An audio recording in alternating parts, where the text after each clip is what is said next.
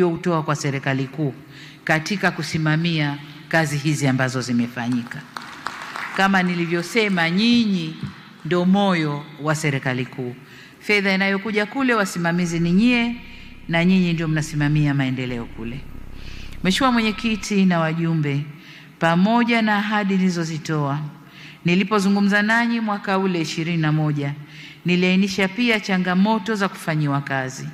Miongoni mwa changamoto hizo, kwanza ilikuwa ni usimamizi madhubuti wa mapato kwa kutumia mifumo ya tehama. Lakini la pili ilikuwa kuwachukulia hatua maafisa wabadhirifu, na ndio ile nilisema mikeka na kuchuja wabadhirifu, wazembe, wanani wote tumechuja, tuko 85%. Lakini pia tulisema mipango ya halmashauri izingatie vipaumbele vilivyoko katika dira ya taifa, na nadhani kwa sababu tunakwenda kumaliza dira, halmashauri zimefanya hivyo, lakini mmetoa maoni vizuri kwenye dira yetu mpya inayotoka 2025 hadi kule 50. Mmetoa maoni vizuri kwa mipango yenu iende ikaangalie maoni mlioyatoa kwenye dira mpya ambayo karibu tutaizindua. Lakini jengine tulisema halmashauri kutenga siku maalum kusikiliza kero za wananchi. Hapo bado tunasuasua, hatujafanya vizuri sana, bado tunasuasua. Lakini hata hivyo nafarijika kwamba halmashauri nyingi ziko kwenye hatua mbalimbali za utekelezaji na chache ndizo bado zinasuasua, lakini naamini wote tunatambua umuhimu na uhalali wa maelezo yale na mtaongeza kasi katika utekelezaji. Ndugu zangu, changamoto zinazobidi kufanyiwa kazi zaidi.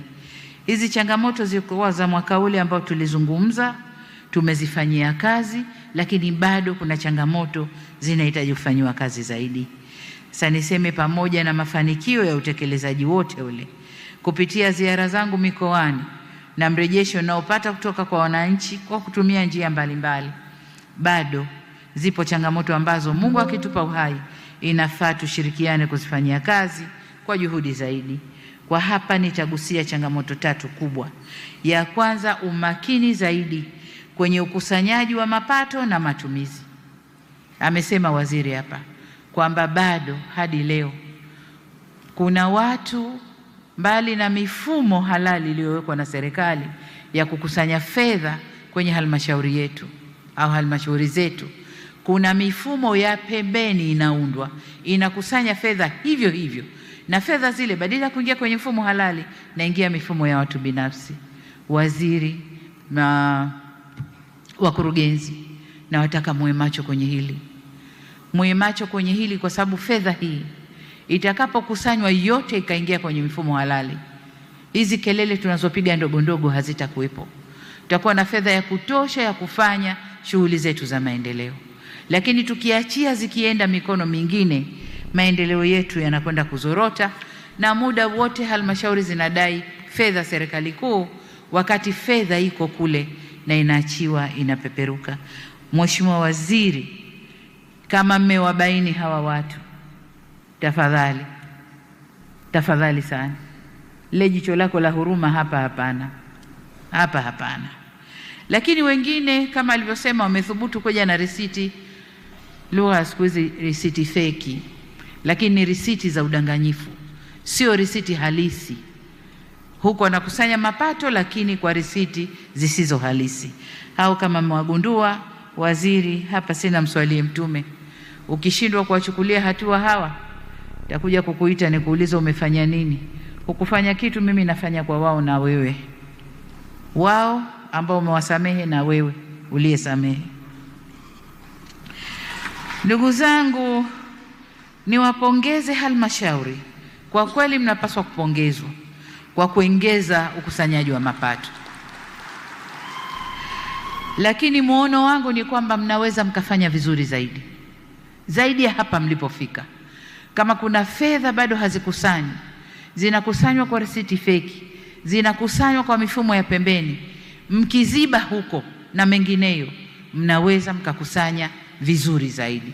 Kwa nendeni kajipangeni, tukusanye vizuri zaidi.